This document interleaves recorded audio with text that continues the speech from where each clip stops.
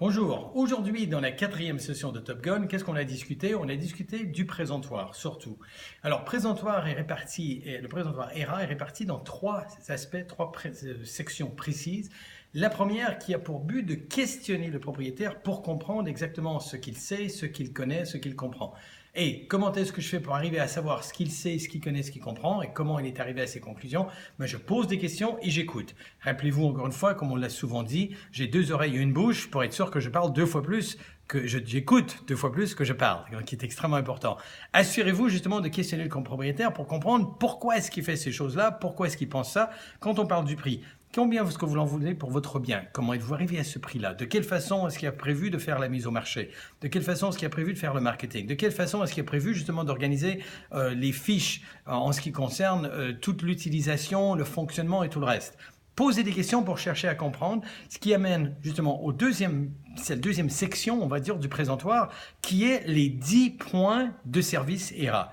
Alors, c'est très important d'utiliser le chiffre 10. Non pas parce que 10 c'est magique, et c'est pas pour ça autant ça va faire un truc spécial parce qu'il y en a 10, il y aurait pu y en avoir 7 comme il y aurait pu y en avoir 15, mais c'est de dire précisément qu'il y a 10 points. Parce que ça veut dire, quand je dis qu'il y a 10 points, que je ne fais pas un tas de choses, je fais un paquet d'affaires, je fais un tas de choses, c'est que je fais 10 points précis dans la mise au marché de votre bien. Et ça, c'est très important qu'ils comprennent que c'est carré, c'est structuré, c'est organisé, c'est réfléchi, c'est pensé, c'est 10 points précis pour la vente de votre bien.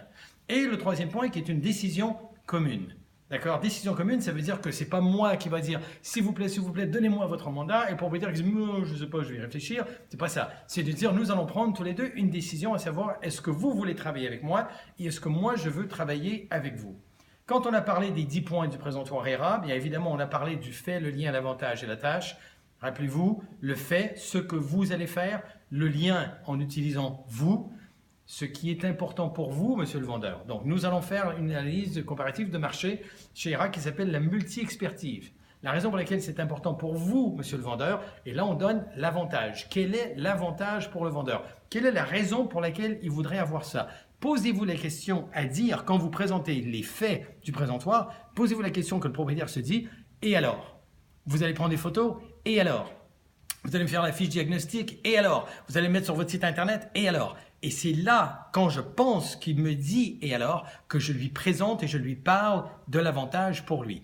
Et la tâche, c'est tout simplement une question de dire « êtes-vous d'accord avec moi que ce sera dans votre intérêt? Êtes-vous d'accord avec moi que ça pourra vous aider? Êtes-vous d'accord que c'est une bonne chose pour vous? Que ça facilitera la tâche de votre bien? » De façon à le garder engagé dans la conversation pour que ce soit un monologue et qu'il s'endorme ou qu'il se réveille à la fin, mais plutôt qu'on fait la conversation ensemble, ça le garde engagé, ça m'assure qu'il comprend et qu'il est d'accord avec moi. Et le dernier point que je veux évoquer avec vous par rapport à cette session, c'est quand vous êtes chez le propriétaire, que vous questionnez la motivation, que je pose des questions de motivation, pourquoi voulez-vous vendre, où voulez-vous aller, quand voulez-vous y être et qu'est-ce qui se passera si jamais votre bien ne se vend pas.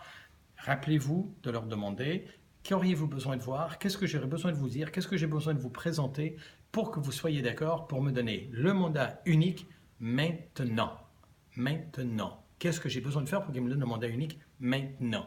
Posez des questions, voyez ce qu'ils réagissent et demandez-leur si je fais ce que vous venez de me dire, est-ce que vous seriez d'accord pour me le donner? Est-ce que vous êtes d'accord pour le faire? Si j'arrive à vous le démontrer, et si jamais c'est un aspect dans l'autre sens que je peux prendre, je pose la question d'une autre façon.